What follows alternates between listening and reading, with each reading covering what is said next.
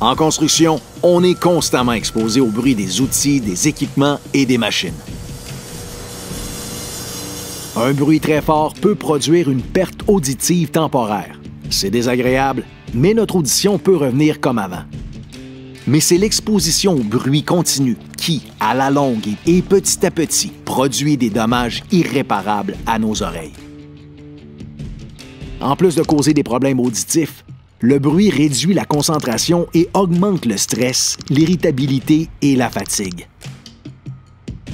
Il augmente aussi le risque d'accident et peut enterrer des signaux sonores importants comme une alarme, un signal de recul ou un collègue qui a besoin d'aide.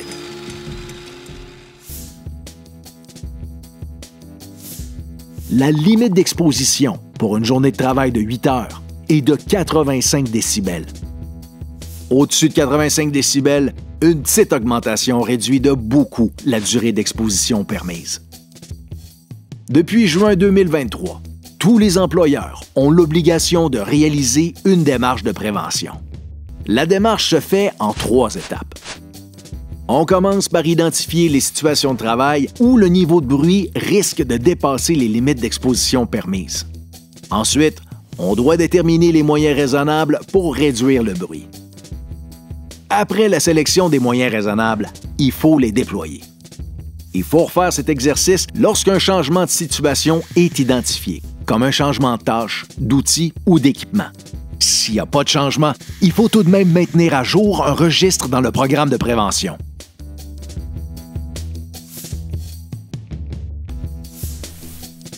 Il y a 2 façons de mesurer le niveau de bruit afin d'identifier les situations à risque de dépasser les limites permises. La première méthode est un mesurage réalisé avec un équipement normé qui doit être fait par une personne qualifiée. Cette méthode est obligatoire en établissement. La deuxième méthode, mieux adaptée au chantier, est le test de communication dans le bruit. À 1 mètre de distance, il faut évaluer si on est capable de communiquer normalement. S'il faut crier pour se comprendre, c'est qu'on est à risque de dépasser les limites d'exposition permises. Une fois les situations à risque identifiées, il faut déterminer et déployer les moyens raisonnables de réduction. L'élimination du bruit à la source doit toujours être privilégiée, mais si on ne peut pas l'éliminer, il faut le réduire. On doit bien planifier les horaires de travail pour éviter que plusieurs corps de métier travaillent en même temps. Comme ça, on évite d'additionner des bruits dans un même espace. Quand c'est possible, on éloigne les sources de bruit de la zone de travail. On évite de créer des caisses de résonance qui amplifient le bruit, comme un compresseur dans une remorque. Pour réduire le son des équipements bruyants, on peut utiliser des matériaux réfléchissants ou absorbants. Sinon, on déplace la source de bruit. On doit privilégier l'utilisation d'outils moins bruyants et prévoir l'achat d'outils et d'équipements qu'ils sont moins quand vient le temps de les remplacer. Les vieux équipements endommagés produisent du bruit inutilement. Il faut les entretenir et les optimiser.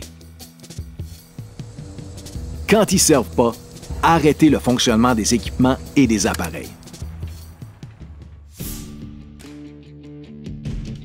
Des protecteurs auditifs doivent être portés en dernier recours, quand c'est pas possible de réduire suffisamment le niveau de bruit.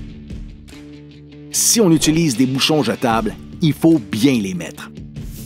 Avec les mains propres, on commence par rouler le bouchon entre l'index et le pouce dans le sens de la longueur pour réduire le diamètre. Ensuite, avec la main opposée, on tire l'oreille vers le haut et vers l'arrière et on insère le bouchon lentement sans peser trop fort. Pliez pas le bouchon en deux et enfoncez-le pas trop loin. Tenez le bouchon en place pendant 30 secondes, le temps que la mousse se gonfle. Un bon test à faire, c'est de couvrir et de découvrir ses oreilles quelques fois. Si on n'entend pas de changement, c'est que les bouchons sont bien mis. Les bouchons jetables servent juste une fois. On les jette après les avoir utilisés.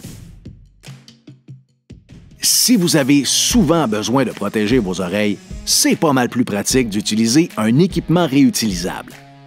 Choisissez un modèle que vous trouvez confortable et facile à porter. Peu importe le type de protecteur choisi, il faut suivre une formation pour savoir comment bien les ajuster et les entretenir. N'oubliez pas qu'un chantier évolue et change constamment. C'est pourquoi il faut fréquemment réévaluer le niveau de bruit en refaisant le test du 1 mètre. L'entrepreneur doit faire des suivis et s'assurer que les moyens raisonnables pour réduire le bruit sont déployés et respectés. Si vous avez des questions ou avez besoin d'aide, les conseillers de la PCHQ sont là pour vous aider.